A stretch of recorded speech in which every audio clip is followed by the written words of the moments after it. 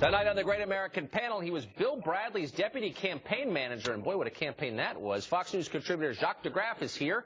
She's the chief executive officer of Concerned Women for America. Penny Nance joins us, and he's a Fox News legal analyst, the best, Peter Johnson Jr., also here. Welcome to all of you. Okay, in a normal election year, the president running for re-election leads his party. He is the standard bearer. Oh, but not this year. I'll give you one example. Heidi Heitkamp is the Attorney General of North Dakota. She was asked recently about, she's running as a Democrat for Senate, she was asked about her president, our president, President Obama, and she said this, Democrat, remember, quote, I think he's failed in the one test America had for him, which was to unite the country. I think he needs to be more hands-on. I don't think he's done enough to think broadly and come up with solutions that would engage both sides in a reasonable dialogue. Other than that, Jacques, he's great, other than failing every test. But this is a Democrat. The first rule of politics is to get elected, and the second rule is to get reelected.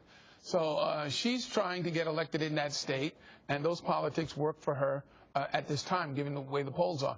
But I guarantee you at the convention she'll be singing a different song. Yeah, we'll see. Joe Manchin. Well, not just, that's what I started to say, not just that state, West Virginia, Missouri, Montana, Pennsylvania, they're all running away from his positions on same-sex marriage, on energy policy, on he got no votes for his own budget. I mean, look, his own party's in trouble with him, but I will say this, it depends on who shows up to vote, and we're taking nothing for granted. Concerned Women for America is going to turn out conservative women voters nonstop. It's going to be really important, but we're saying you've got to get out the vote. But you would think, I mean, I do think that Heidi Heitkamp actually sort of puts her finger right on it. The core promise of this presidency was that it would unite the country. You're absolutely, and I don't know why people aren't talking about that more. It's kind of a nonpartisan comment that she's making. Everybody come inauguration day said, okay, let's see what he can do. Bring us together. Heal us. Let's have a bridge. No bridge.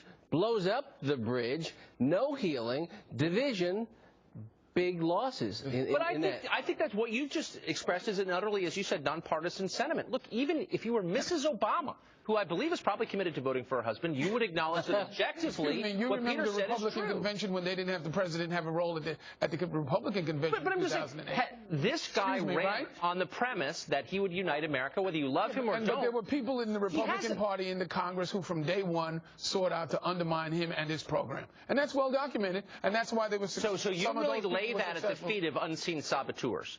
They were very much seen. They were very much seen. But you're not willing to accept any responsibility on behalf of the president for not uniting the country, or I'm saying the country. You can't unite people who don't have a desire to be united with. But I would disagree with you. And Jacques could unite people because I've heard him preach. He's one of the great preachers in the United States. Very kind. But he's failed. The president has failed in that opportunity to bring people together of races, of religions, of sexual orientation.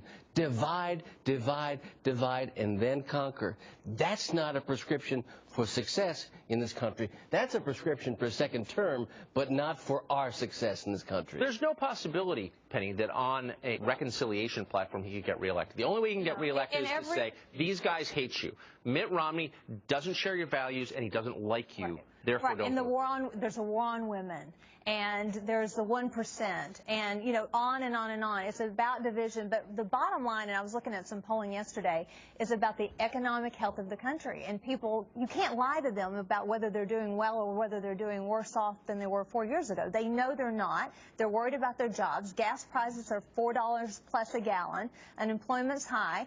People know it. They see through it. They see through him. It's a big problem. Wait, can you explain one thing to me, Chuck? You watch the Republican primaries, right? I bet you with great interest. That's just where I was going. Points, exactly right. You're telling me that a party that disorganized was somehow clever enough to derail his unification agenda. Is that what you're saying? Is that really the case you're making? Disorganized is not the exact word. It's in conflict with itself.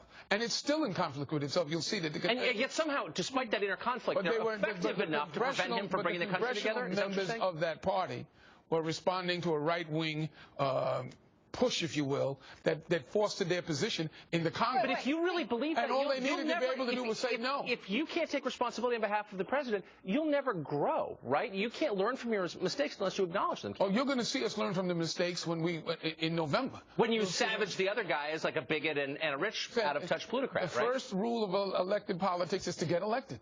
And the second rule is to get reelected. So don't blame the Democrats when they do that which they need to do to survive. The problem is a lot of dissatisfaction in the Democratic There's Party. A lot of dissatisfaction in a lot of states with this president. When you have people who have felony records or uncommitted, 40% of the vote, getting a substantial portion of the vote against a sitting president, that's a problem. Peter, when six-term U.S. senators from the Republican Party are turned out by members of the Republican Party, it suggests that the Republican Party is at war with itself. That war will continue. Now, you were going to say your party, but you know, Jacques, that I'm a Democrat. We're going to unite in one sentiment, which is a commercial break is imminent. We'll be right back. More at the Great American Panel when we come back. And still to come tonight, Sean's interview with actor Andy Garcia. That's coming up.